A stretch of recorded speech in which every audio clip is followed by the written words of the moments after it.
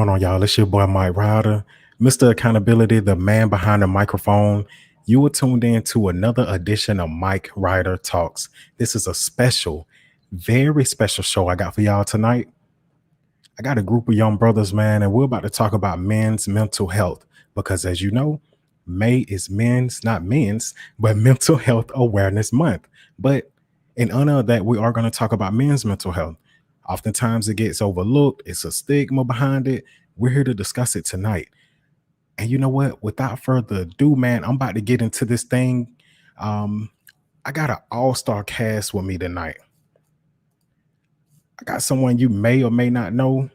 I got Will Butler, man, here with Will to Win Fitness. I got my man Good Fortune, independent artist, man, doing big things. I got my man Mr. Driscoll, an educator. Shout out to the educators out there, man. Y'all know I had the educators panel a couple weeks ago. We got another one over here. You know what I'm saying? One of those. He coming to get on this panel. And without further ado, guest, show yourselves, man. Hit your mic, hit your camera, man. Let's go ahead and get to this. What's going on with y'all? What's going on with y'all? What's good, Mike? That should be better. Okay, Will, this your second time on here. Fortune, Right. your first time. Mr. Driscoll, this your first time. I'm gonna start with you, Good Fortune. Introduce yourself to the audience. Tell them a little bit about yourself. Well, my name is Anthony Harden. As you see on the flyer, I am an independent artist. I go by Guru Hood. I'm from Middle Georgia. I'm proud of 478, the whole area code. And I could go on and on about myself, but I'm just here to add on to the conversation. Like I was telling my brother Mike, I'm not an expert on the subject, but I am here to learn and add on about my personal experience, and I'm pretty sure I can add something pretty good to the convo. I know you're gonna add something good. I'm gonna go to you, Mr. Driscoll. Well, Introduce yourself. name's Herman Driscoll. Born and raised Macon, Georgia. Family man, two beautiful daughters. I'm an educator, like you said. Been teaching. This will be 6 years. Just here to, like you said, to learn and to add a different perspective to men's mental health. Second time guest, Will Butler, man. Introduce yourself to the audience. Hello, everyone. I'm Will Butler. I'm the CEO and personal trainer of Will to Win Fitness, LLC. I'm a former chief operating officer for a mental health and behavioral health organization that has serviced youth in the Macon and Middle Georgia area. I'm homegrown. I've lived in Macon pretty much all my life, and just looking to add to the conversation and give back. Let's get it. Let's get it, fellas. I appreciate y'all for coming through. This is Men's Mental Health Matters. That's the name of this show. And we're gonna start this thing off right. The first question I got for you guys to start it off, I feel like this is gonna get it right to it. How are you feeling mentally right now? How are you doing? What's your mental state? Will, I'm gonna start with you and I'm gonna put this out there. You guys be as detailed as you need, but try to make it simple because we have 4 people on this panel. We're working with like a 45-minute hour time limit. So, be as detailed as you like, but try to be simple and straight to the point. Okay. Do your thing. Will, how you feeling right now, man? Mike, I'm feeling good. Things are going good on the business end. Of course, I've got school and work, and then my own entrepreneurship. So doing well, just trying to stay busy. Sometimes you have those ups and downs, but you have to stay focused and stay aware of what your own mental health is. And so I believe I'm in a pretty good position. What about you, my man, Mr. Driscoll?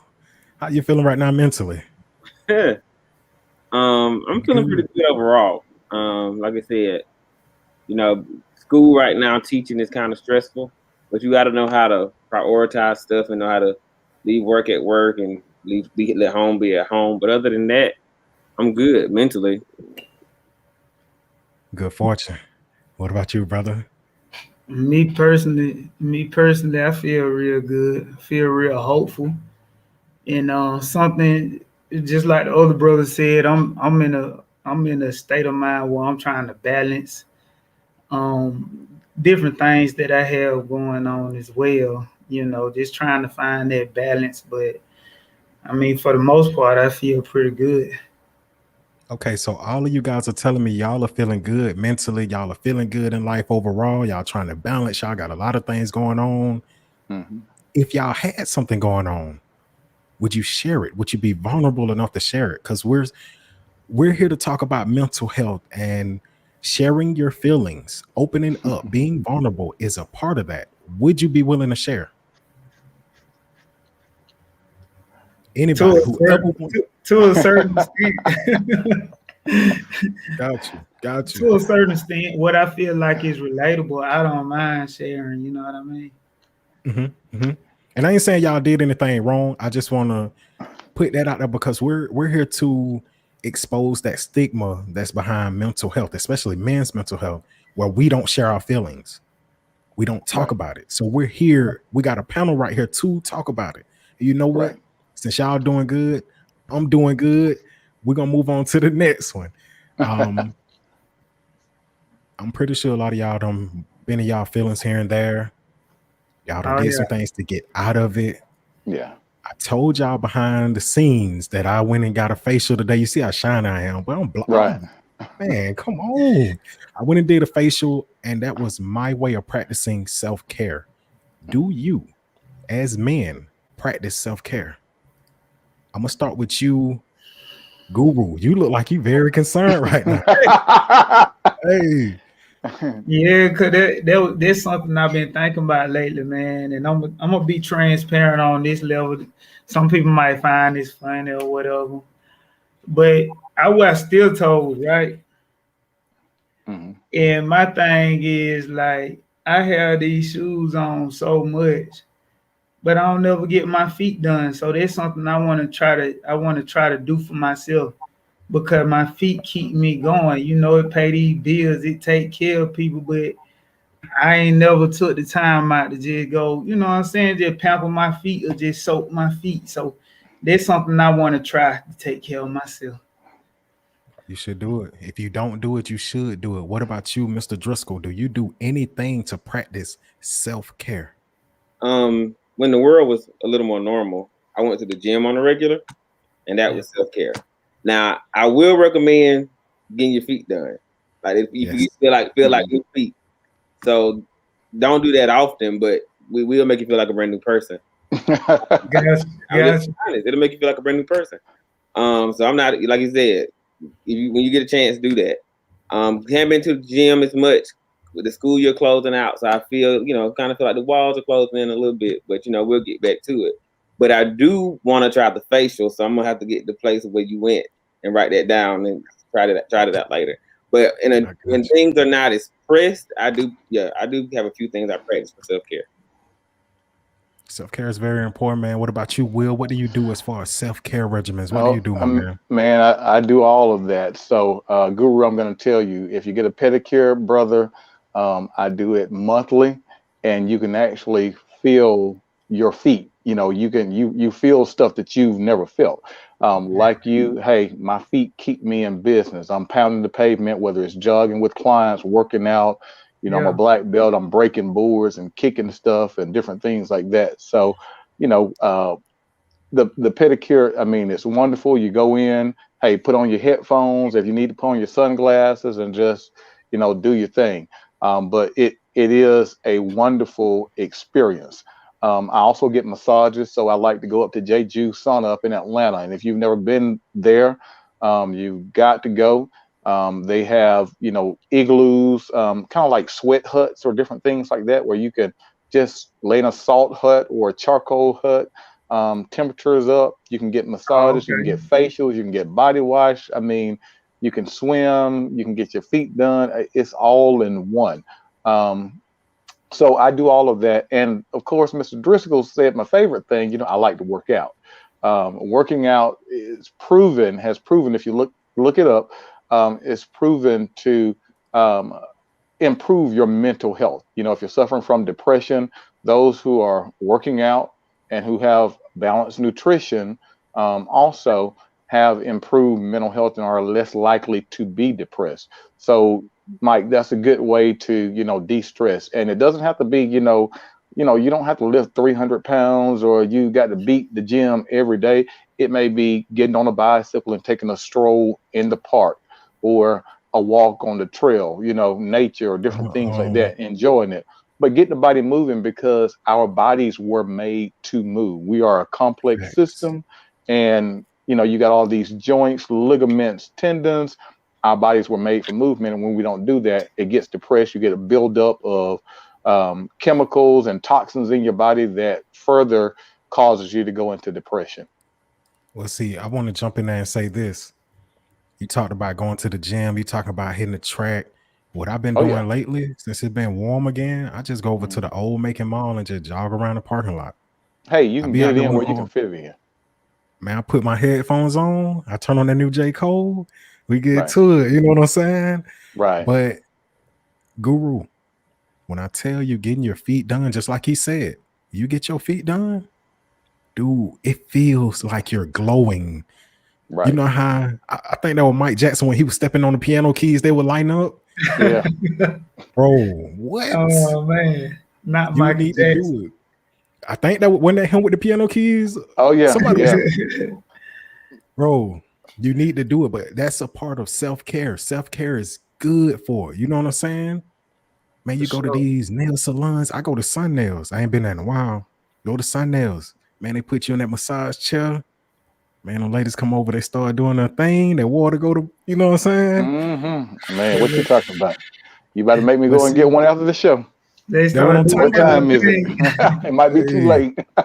but you see how everyone started feeling good. Even you, Guru, you haven't done any of those things, but you went to feeling good. You smiling.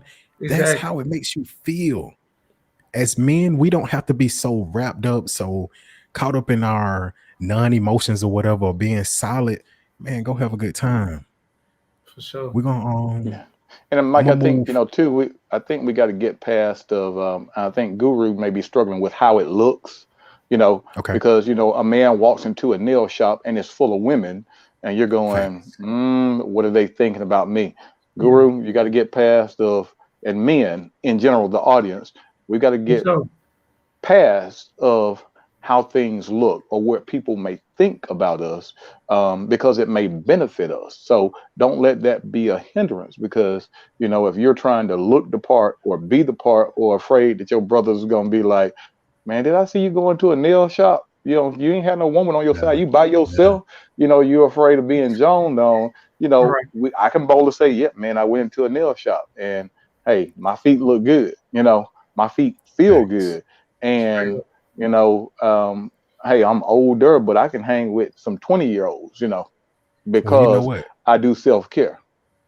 Since you just said that about your guys joning on you and everything, I'm gonna get you into this next topic. We're gonna talk about toxic masculinity. That is something that's in our community that has been around since the dawn of man.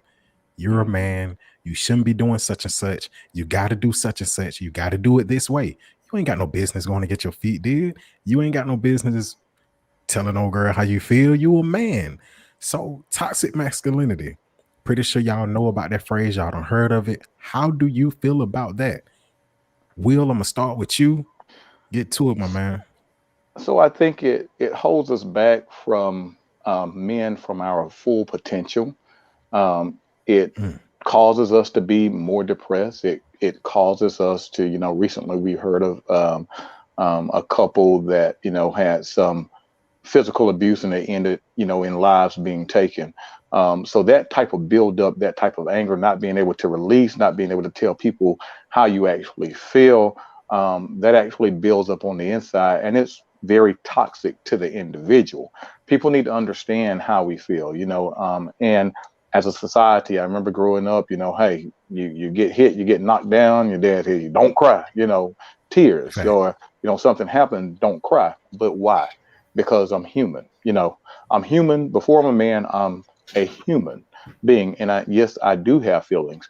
I do need to be able to cry and express myself and not, even around other men. We need to be able to cry around each other and talk about Yeah. our true feelings without feeling that we're less of a man or talking to our, female counterparts, and they're going, oh, well, you're less of a man because I'm sharing that with you.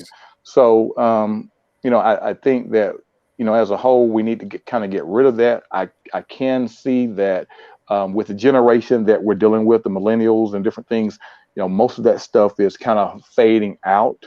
They're having more open and honest conversations are coming out. Um, and so I think we need to embrace that and just really try to change the mindset, and first we've got to be supportive of that. We've got to change within ourselves.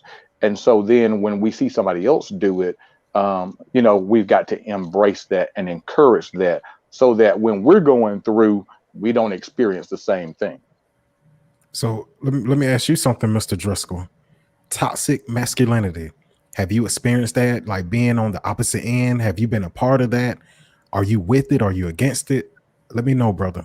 I think I've experienced been on both sides of it, because it's unfortunately it feels good when you're on the side giving it versus on the side being the one who's being exposed to it. You know what I'm saying? And it's all because of, like you said, an inability of being able to express how you feel. And toxic masculinity will even keep you from telling your friends or your boys you should act like that towards somebody else. And I think one thing about toxic masculinity that really hurts us as men is it keeps us from connecting with our female counterparts, keeps us from connecting with our friends, it keeps us from connecting with our children, especially our sons and our daughters. But then our daughters don't know how to connect with men because their daddy never connected with them, Right. And one thing, and that's scary raising girls, especially in today's time. They don't know what a true connection is with the man because their daddy never said how he felt or expressed emotions to them. So they don't know what's healthy for a man to express emotion, And even if you look at the kids now, like Mr. Will said, they're very expressive about their feelings, boys and girls. But one thing you notice about the boys is they don't know, they express it, but they don't know how to. So it comes out in all shapes and fashions because a lot of times the dad's not there. The mom is there, but she can't teach her son how to express how he feels. So one minute he crying, one minute he upset, he feels a whole host of emotions, but it's toxic because his body, his mind doesn't know how to process that thing. So they're expressing themselves. Now you need mature men to show them how to do it the effective way so that I deal with it. I say how I feel. I move on. My friends don't think any less of me, and I feel good at the end of the day, So that's my take on toxic masculinity. Guru, you're an artist, independent artist. You're a rapper, and typically with rappers, you know what I'm saying, we usually boast and put the next man down, and we usually exude masculinity. You know what I'm saying, and it's usually toxic. Yourself, how have you dealt with it? Have you been on the receiving end of it? Have you been given it? How do you feel about it? At the end of the day, what I realize about most guys is I think a lot of us really want to be cool with one another. I think we really do be want to, be interact with each other. But I think we just don't know how due to toxic masculinity. Like I'm the type of guy, well, I don't mind giving another brother a compliment. If I can compliment a woman, I feel like I should be able to compliment a brother. You got some nice cologne, or I like them shoes, or the way you know what I'm saying, the way you put that on, because I never really had a complex on being inspired by somebody. So, like Mr. Will said, I think it starts with self and kind of knowing what self want to do. A lot of the time we have been taught we should be this way or we should be that way, but it just all come with growing and finding people being open enough to learn from somebody else.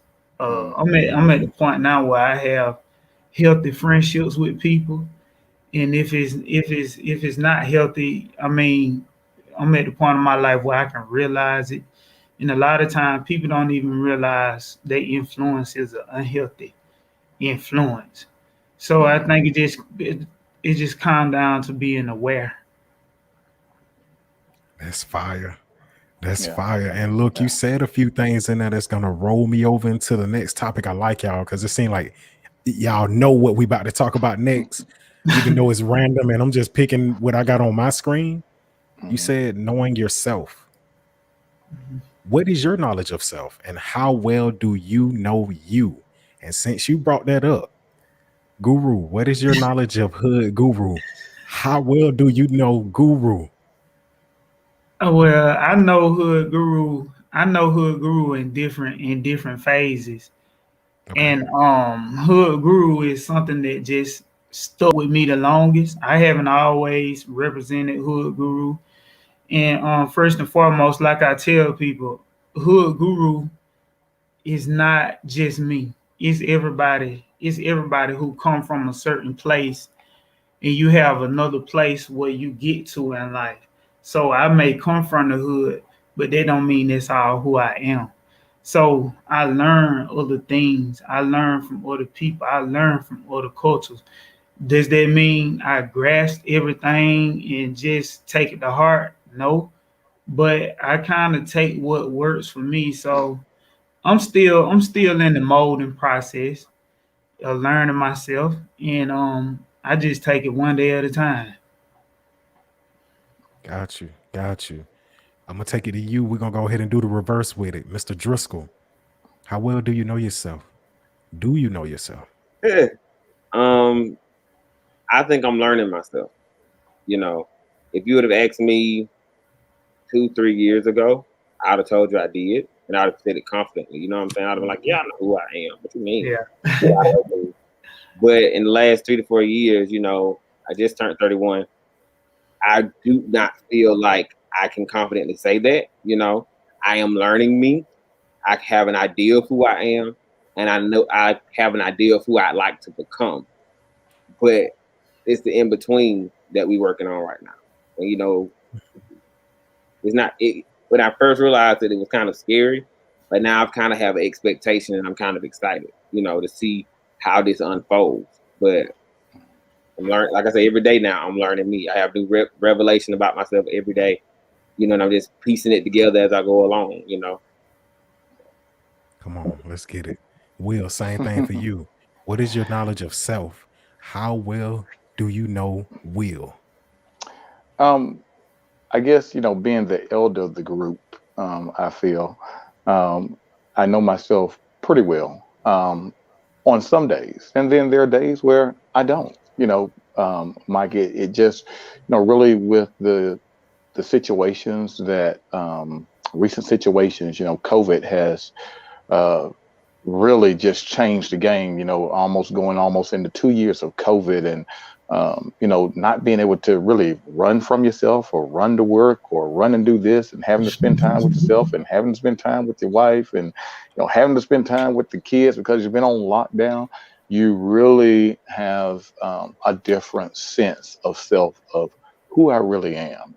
This aggravates me. This get on my nerves, where things be like, oh, he's such a nice person. I'm going, you know what? I'm really, really tired at this point. So I think that there's different aspects of me that do come out, and I have to acknowledge that. And then there are some situations where I go, I didn't really know this about me. And each day is a learning process. So now I'll say to Mr. Driscoll and Guru, you know, hey, I'm age 48. I'll be 49 this year, so I'm old man going into middle age. But it's always a constant process of learning yourself because you're ever evolving. We're ever changing and we're growing. And so the things that we used to put up with, um, and we used to have patience with, as you get older, you're like, I don't have tolerance for that. The people that you used to hang around, you're going, look, man, I don't do that stuff no more, or that's not me. So it's always a ever evolving person. Right, right. I appreciate y'all on that. I'm gonna get to this real quick. Anybody who's watching the show, if it's your first time watching it, you might have seen where I'm putting up the comments from the chat. If you have any questions or input that you want to put in, anything that's valid to the conversation. Matter of fact, I got someone with a question. Keisha Hogan, she says, Mike, I have a question. What is the Uh-oh. panel's feelings on therapy? Do you think it is an important aspect of self-care? You know what? We didn't get to therapy. We were gonna get to therapy, but since she brought it up, I didn't bring it up. We're gonna get to therapy. And matter of fact, I want to jump in on this. Okay. I've had a therapist on my show. Shout out to Chandra, Mrs. Albritton. She is someone who I refer anyone to who needs therapy, counseling. Myself, I've gone to therapy. For the longest, I hated the thought of therapy. I felt about therapy how a lot of people feel about it. And no offense to anybody out there watching this, but this is just how it is. Where I'm from, we feel like therapy is for white people. I love my white people. I got white best friends. You know what I'm saying? Some of my greatest friends are white, but just Macon, Georgia, Unionville, in the hood, being Right. black, that stigma is for white people. Once I went to therapy, that young lady set me down. She pulled that notepad out and she went to write down everything I was saying. And she hit me with these rebuttals and different ideas and what you can do. That started changing how I felt about life, how I felt about myself. Therapy is needed. If you have problems, go to a therapist, go to a counselor, someone who's licensed. Because you could talk to anybody. You could talk to these four walls, but they ain't gonna talk back. And Right. with that being said, Mr. Driscoll, therapy.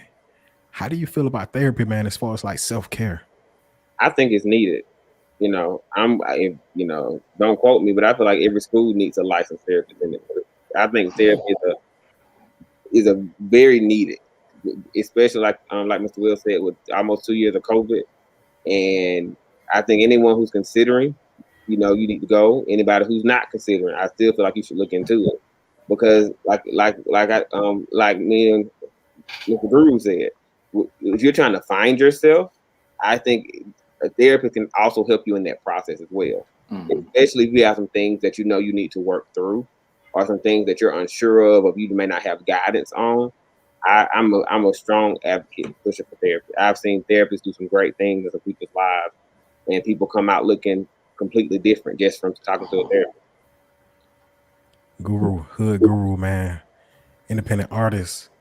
How do you feel about therapy, man? Is it needed?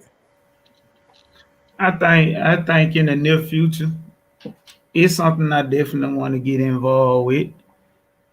Just to have somebody else to talk to. I don't really know how it works, but I'm gonna be honest. I don't been recommended that I get therapy before, and it didn't come from like a bad place. It came from like people like I've been real intimate with that. Like maybe you should just try, to get you some therapy because I have some issues. You know what I'm saying? And I don't think it's like, I mean, not to just put myself out there like I'm just nuts or nothing like that, but it's just like security issues and temperaments and things like that, and just ways of thinking that um it's something that it's a brother named Derek Grace that I follow on IG, and he has a campaign that pretty much describe what I'm trying to say, and it called Unlearn and Relearn.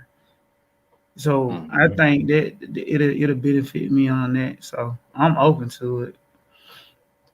What about yourself, Will? Therapy. Well, yeah, having been the former chief operating officer of a behavioral health and counseling organization that primarily catered to Bibb County schools, and seeing some things, I think therapy is much needed. I've had therapy myself, and we'll occasionally fall back on it as well, because as men, as well as being Black men here in Macon, Georgia, the pressure is unreal. It's unsurmounting. We got to hustle, but the privilege is you can see the one-sided privilege, and so we have to work as hard, and yet the pressure is surmounting. So I would recommend therapy to people, like Guru was saying. Hey, he alluded to, I'm not crazy, and that's the first Yeah, stigmatism that Black people want to throw on you. yeah, We get what we call that therapy bully, whether it's and usually it comes from church folks or different things. Folks are supposed to be your friends. They find out you in therapy. Oh, now you're labeled crazy. You can't get a job because, oh, you can't do this. People are whispering behind your back and different things like that. That's a crazy person, So we've got to break those stigmatisms and embrace that, because mental health is real. Just because we can't see mental health is one of those medical issues where you can't see it, because it's working in the brain, it's chemical, but it's actually real. Those chemical interactions are happening. The nutrition, the food, there are certain Yeah. foods that you should not eat, if you're feeling depressed or you're feeling bad or different things like that, because it just throws you further down. And if you don't believe food and your chemical reactions are real, when you pick up your medication from the pharmacist, they always talk about drug and food interactions, right? And that's how powerful food is, because it can counter the effects of or the effectiveness of your medication. So sometimes it's just maybe changing the diet or changing how we're eating that can, change how we feel. Mike, you and I have had talks. You started doing some smoothies and different things like that. And you talked about just about how good you feel, having shed weight and just the mental clarity and the awareness that you get just from food, alone. So just think, if we embrace the therapy, if we embrace health and fitness, and we combine that nutrition together, we've got a total holistic approach to our wellness and mental health. And that's a win-win situation, if you ask me. I'm gonna add something to that. When you said like what you put in your body, Right. I remember a few months ago I had started on my smoothies. Well, I've been doing smoothies for a while, but I had Hmm. stuck with it. I was doing good, losing weight, feeling good. I'm up. I'm up.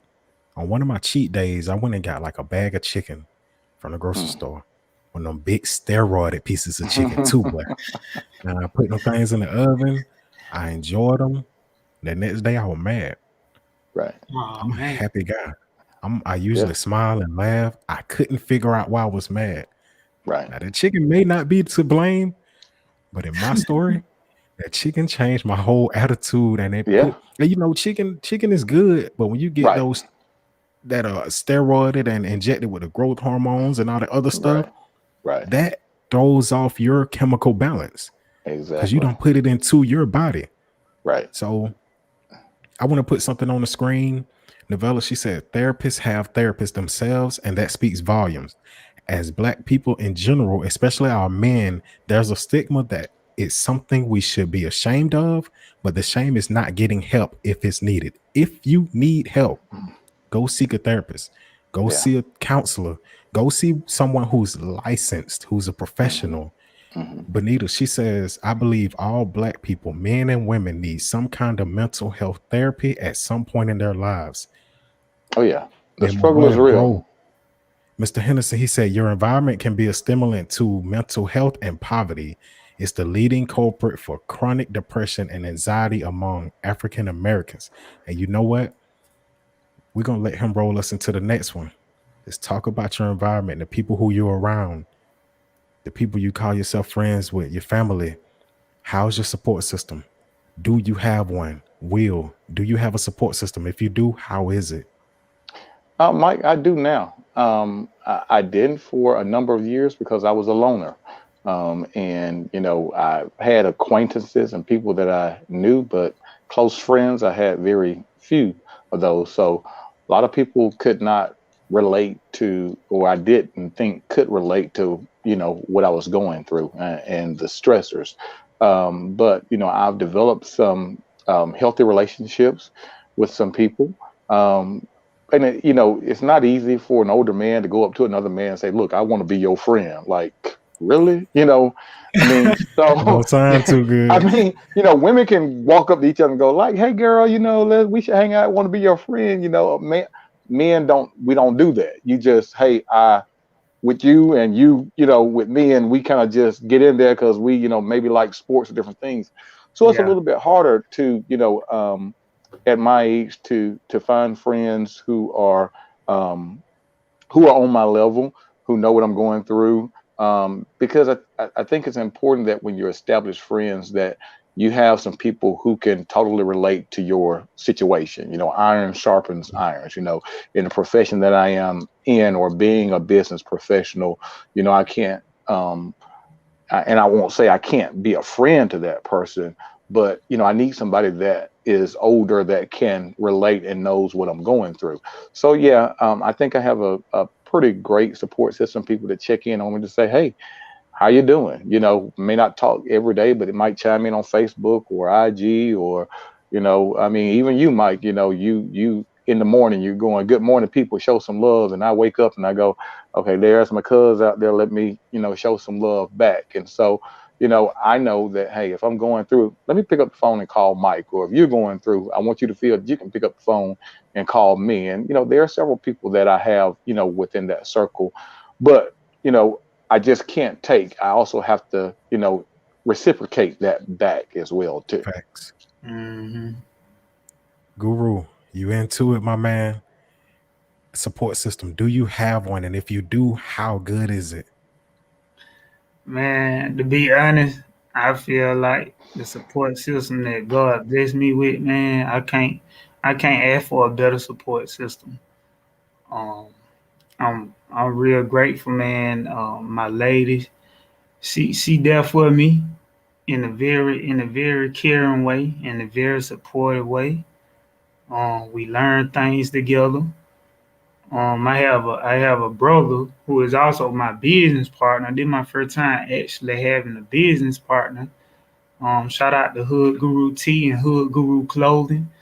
But just at the age I'm 30 years old, and this is my first time starting a business. Well, I done had a business for a few years, but I have another business with a business partner, and this is my first time having somebody that actually just go all the way with me in something I believe in. So that has gave me a different outlook on life. And like I said, man, I can't ask for a better support system. I also have friends who are family, that are like extended family who I love and care for them, and we have fun together. And when we catch up, we sharpen each other and just try to have fun when we can. These are positive people. So, I mean, man, I can't ask for nothing better, man. And on top of that, I also like, I mean, I don't know to say if I'm a friendly person or not, but I'm sociable. So just like Mr. Will said, I don't just take, I also reciprocate. So that's something I offer to people who maybe haven't met anybody like me. So Let's get it. We're gonna move on over to the right a little bit. To the right, to the right. Mr. Driscoll, your support system. Is it there? How good is it? Um, Recently, I have a very strong support system. I think, like both gentlemen said, I've been a part of some support systems where it was not reciprocated. You know, where you give all out, and I'm pretty sure all of us have been in a situation where you give all of you, but those people aren't giving back, and that can be very draining. That can play a huge part into your mental health, self-image, Mhm. all those types of things. So but now I have a very strong support system, small circle, but very strong support system. And I find that having, like Mr. Will said, older people, or especially older men, to talk to who walk that walk, so you don't have to make the same mistakes they made. That plays a huge part. And I think in the successes I've seen in such a short amount of time. So I'm thankful. It's like I said, in these last 2 3 years, I have a very strong support system. I mean, people who I can call no matter time of day, at work, no matter when it is, to get my head back right. And then also realizing that I need to pay that forward and return that same energy to those people. Exactly. And it's not just men, but women too. People in my age group, older, just because like Guru said, I like to pull from all types of people because mhm, that's going to help me better find out who I am. So, yeah, I have a mhm. very strong support system. And I thank God for them every day. If you're looking at this, man, you're watching this right now or in the future, you're listening to it, whatever support system, get you one. You need a good support system. People around you to show you love, people that are going to uplift you, people that are going to listen to you when you're going through something, people that you can pour into yourself. You know what I'm saying? Or they can pour into you. You need a support system. And it ain't always about the money that they give you. It ain't always about breaking bread. It can be a listening ear. It can be a shoulder to cry on. Nevertheless, a support system is needed when it comes to your mental health and your overall wellness. Fellas, we all done been feeling down. We all done had that feeling of depression, or we can't go any further, or I don't know if I can fight this battle. We call it depression. We're in a slump. We ain't doing good. We're sad. We're upset. How do we as men, how do we as men, my panel, how do we deal with depression? I want to start with you, Mr. Driscoll, since you left off this last one. Let me start with you. How do you deal with depression, man? In previous years, not well. Like you said, all of us have gone through bouts of depression. That's actually when I first had my first run-in with counseling. And I've gone through the counselors throughout my life, but like I've had very traumatic events. Like my dad died when I was in middle school, first time interacting with depression. Then being in college, anybody who's gone to college knows it's a very stressful time. Like you said, all these stereotypes of what you got to be and how you got to get things done in a certain amount of time, bouts with depression. But now it's just, I know I feel depressed, or I have had times when I felt my most depressed, when I felt like I had to be in control of a situation that was uncontrollable. So just going back to that support system and people reminding you of your value, and that you do bring things to the table, and that there are some things that you're not going to be in control of, and that sometimes things are going to go left when you want them to go right. And just having a lifeline, it's very important to, when you're in that place, to have people that let you know you matter, and then on top of that, especially for me, having a relationship with God, that helps me a lot, because the ins and outs of every day can make you depressed. Sometimes every other hour, especially being a Black male. So it's a lot of things that pull you out of that place, and all those things have to be in place when you go to when the depression comes up against you. Facts. Y'all are on fire tonight, man. I ain't gonna lie to you. Listen, I have a very diverse crowd right here with me, man. Like I said, I got Will Butler to my right at the top, older gentleman, personal trainer. Right below me, I got Hood Guru, independent artist, Middle Georgia rapper. You know what I'm saying? Got my man at the bottom right corner, educator, Mr. Driscoll, they call him. You know what I'm saying? Very diverse group, and all of you guys are opening up and being real. And I'm gonna keep the topic going. I just want to shout y'all out because I'm listening with each topic, and I just want to get that out. But let's continue with that topic. Guru, how do you feel about that? How do you deal with depression? Well, just like Mr. Driscoll said, I'm kind of similar. Well, in my case, like, it's not something that, to be honest with you, like recently, I didn't even know that I would be depressed sometimes. You know what I'm saying? Like sometimes I'm just like, I don't even know what it is. You know what I mean? I don't know where it come from, but it's like I just it's like I just be feeling a certain kind of way. Like I don't feel my normal self. And so what I have learned is sometimes I just allow those days just to be what they are. Like just because I'm not excited and feeling my normal self, I just take that as a balance to my highs and my lows. So that has helped me a lot instead of trying to just turn my mind so much, trying to figure out like how can I stop this feeling or how can I, change it. But there are other times when I do try to I try to tap in with my higher power, and I also, just relax. And sometimes, man, to be honest, like I find me a good show because I do music so much on the regular to a point where I have to switch from that, and I just find me something on Netflix and just find me something that I can get interested in. I have strange interests like medieval war movies and the Roman Empire and stuff like that. And I go to looking at what they went through, and I don't even be tripping no more, really. So I'm not saying that that works for everybody. I just try to find a way that make me feel normal again. Okay, okay. Will Butler, how do you deal with depression, my man? Ooh. Um, so, like Mr. Driscoll said in the past, I didn't deal with it well in my younger years. However, now, like I said, knowing what I know and having the experience, I think the first thing is acknowledging that depressed. Like Guru said, you've got to be real with yourself and say, look, I'm not having a good day. And so that first piece is acknowledging it so it doesn't build and get deeper or more intense. If I can acknowledge that I'm depressed, then I can ask myself a few questions. Number one, why am I depressed? Number two, is it within my power? Is it something within my power that I can do to get me out of this depression? Is it a situation that I got myself into? Or am I depressed about a situation that I can do nothing about? And then at that point, if I can't do anything about it, then I turn to my spirituality and go, okay, God, it's in your hands. Leaving it to you. Um, I have a great church family that wraps their arms around me. I've got a pastor. My mom's a minister. I know I can call them any time of night, and they're going to give it to me real, straight up and down, whether right or wrong or indifferent. They're just going to tell it to me like it TI is.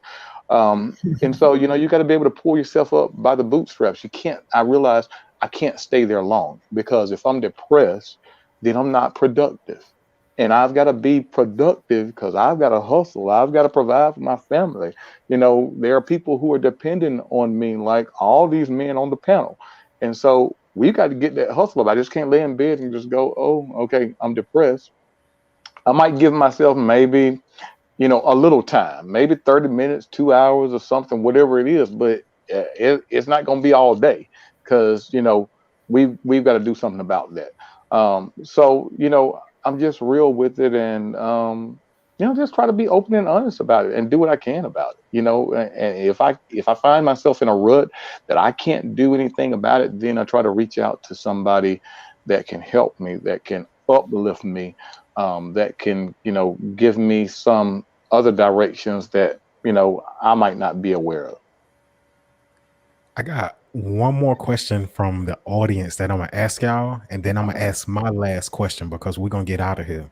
But Keisha Hogan, shout out to you. You are on it with the questions. She said, I have another question. Has the recent social justice issues like George Floyd affected your mental health? If so, how? And before you guys Ooh, go in on that, do man, not say listen. anything that's gonna self. Hold on. Don't say anything that's going to incriminate you or get you in any kind of trouble at your No, workplace, at your no. home, with the police or whatever, because they will get you. But Will, you are antsy. Has the Yeah, recent I mean, justice issues like George Floyd affected your mental health? it has. It's been very depressing, because it's being a black man in America. This has been an issue, you know, hundreds of years. You've had several people, poets, who have written about it. Langston Hughes and different poets. During the Harlem Renaissance that were conflicted because you go, I'm an American. I'm a black man in American, but I'm a American. But yet I'm not seen or given the same privileges in the same light, which is very, very frustrating. And now, I have a lot of Caucasian friends, but they will never understand my struggle of having to work twice as hard. They will never understand the struggle of not knowing anybody that can get me in a position because their parents are white or Caucasian, having to work for mine. So it's very frustrating. I can remember going into work and getting on the elevator and I had on a pair of jeans and I was working in a very affluent building and the white women kind of grabbed their purses, because I had on a baseball cap and a pair of jeans. But that very next day, I had a meeting, so I was in a suit and everybody was relaxed. So, and I'm realizing it's not me personally, it's just the color of my skin and what people hear about that stigmatism and what they think about us. So, trying to change that dynamic is very, very, very frustrating. Um, Mm-hmm. Even when I talk to people and they go, "Oh, you speak so well." So you mean I don't talk like the regular black person? I Mm-hmm. do talk, but I was born and raised in Unionville. Still have a house over on the corner of Mosley and Lily. Don't let the smooth taste fool you. But so it is. It's very frustrating, and I try not to watch so much of the testimonies and different things like that because I mean, like I said, I have Caucasian friends, and sometimes that can get into your system. And not every Caucasian person is racist or like that. And I don't want to go to work and have this hate or this burden on me because what is inside you comes out of you. So I've kind of Facts. looked at it at a distance, but still acknowledge the reality of it. I've not watched the any of the trials or the lawyers going back and forth. I didn't necessarily want to dive into that. I just know what happened, and how I Right. feel.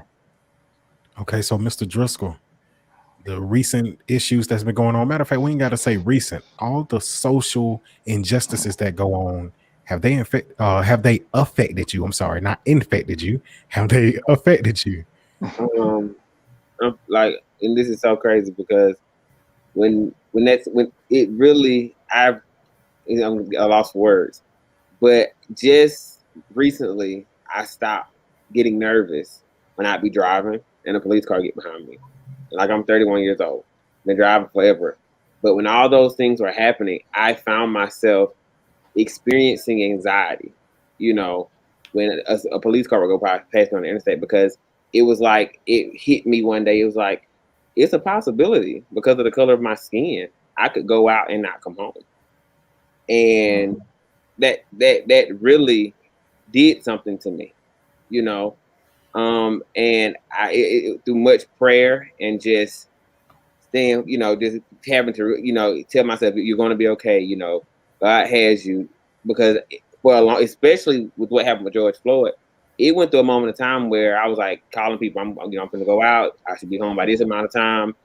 Just because why is this? Why do we have are we fighting about, is this right or wrong, or should this have happened, or was this carried out the best way? Like, why is this even a conversation? Why are we having to go through all this to prove a point?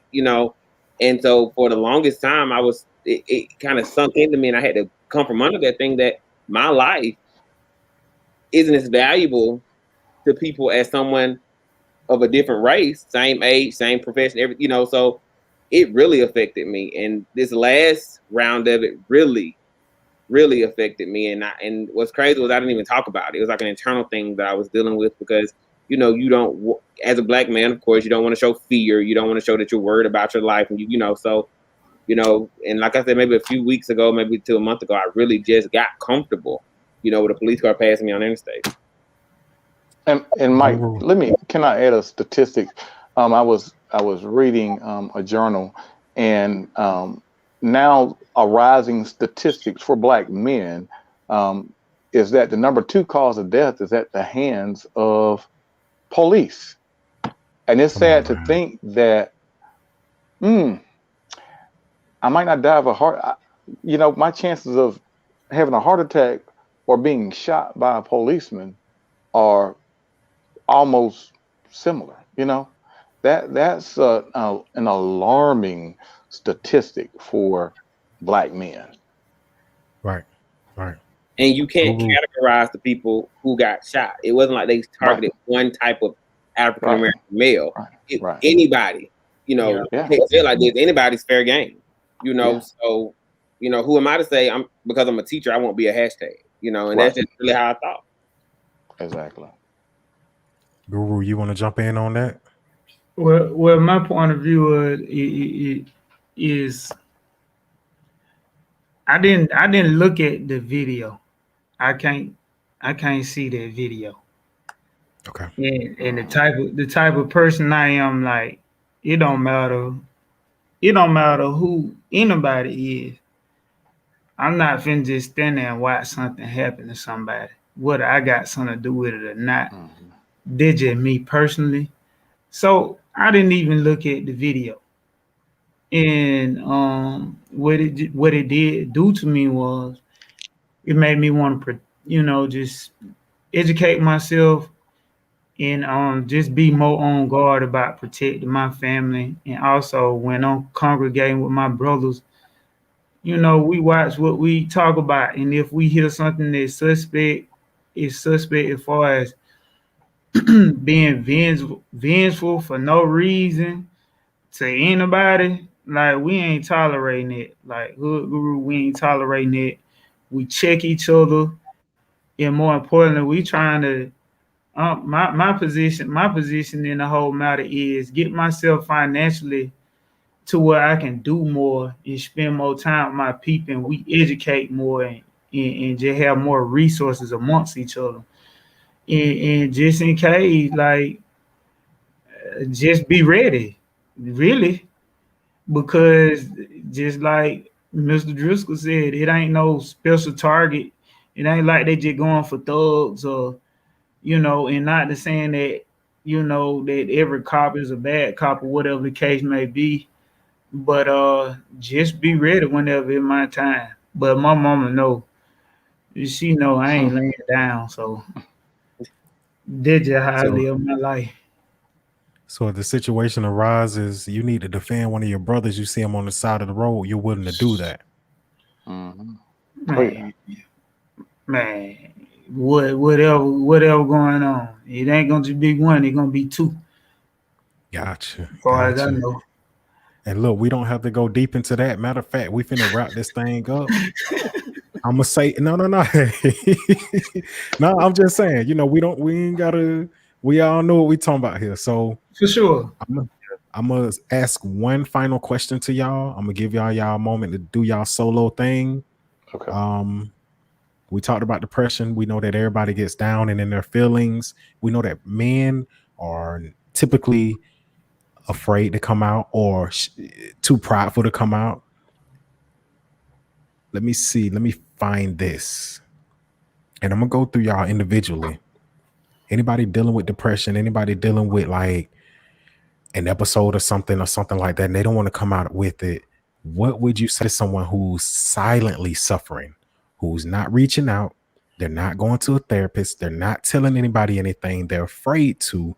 If you have the moment, which you do right now, what piece of advice would you give them? I'm going to start with you, Mr. Driscoll. What would you say to someone who's silently suffering? What would your advice be? My first thing would be to let them know that they have value, and because you have value, you have a voice. So you need to speak out and reach out for help. And even though it's hard sometimes to be your own advocate, even though it's hard sometimes to find that wealth or that push, you're worth it. You're worth getting the help. You're worth reaching out. You're worth finding the resources. Even if you have to phrase it as if it's for somebody else. Say, I know this person who's going through this, and this. Can I find resources for that person? But my most important thing is you have value. You're needed. Come on now. Hood Guru. I'm going to call on you, baby. If someone's silently suffering out there, they need some advice. This is your moment. What would you say to that person? Well, I really like what Mr. Driscoll just said. Just let them know that they have value.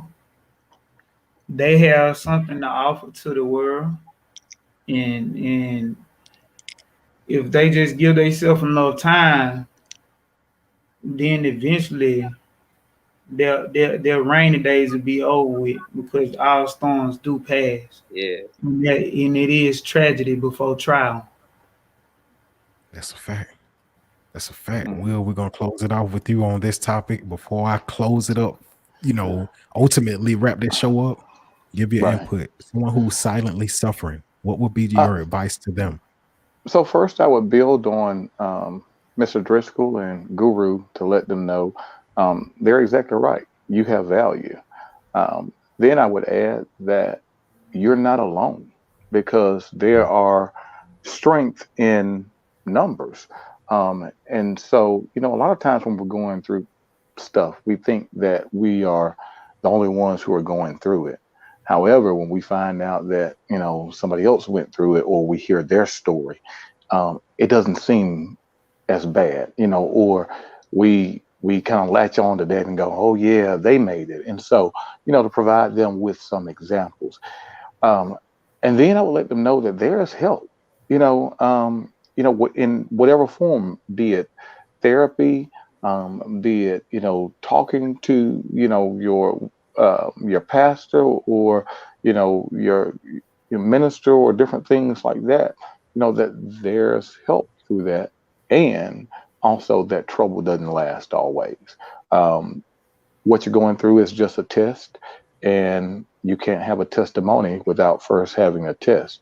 And nobody wants to hear from anybody that hadn't been through anything. So you can't tell me about anything if you ain't been through it yourself.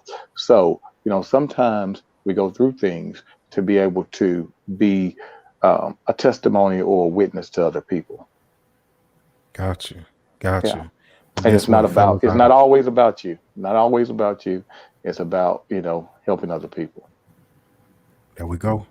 There we go. Look, I'm finna put my shiny mug on the screen. Like I told y'all, I had that facial today, but your boy glowing, but listen, I thank y'all for tuning in to a special edition of Mike Ryder Talks.